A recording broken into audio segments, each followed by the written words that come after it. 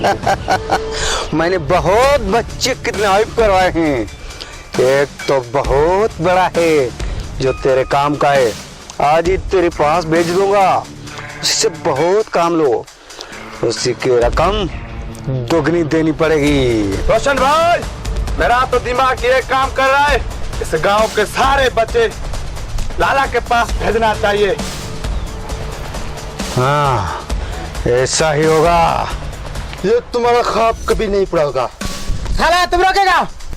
हाँ, मैं रोकूंगा। अपने आपको तो बचाओ। अबे तोतले, तुम खुद को तो बचाओ, हमको रोकेगा? अभी मेरा हाथ पकड़ रहा है, तो खोलेगा तो पता चल जाएगा। अब मजा आएगा ना। ऐसी बातें करने वाला पहली बार मेरे हाथों में आया है। अरे कालिया, इसको बहुत मजे चखाओ, इतनी पिटाई करो इसकी।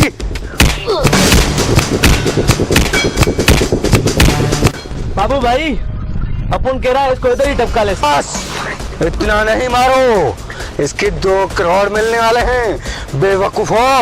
भाई इसको बहुत चर्बी है, इसको मरना ही पड़ेगा।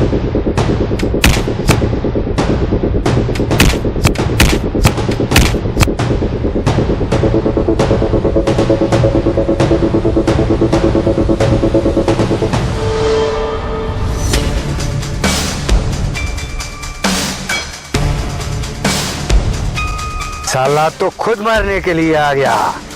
कालिया, मारो इसे। मैं मरने नहीं, मैं तो मारने आया हूँ।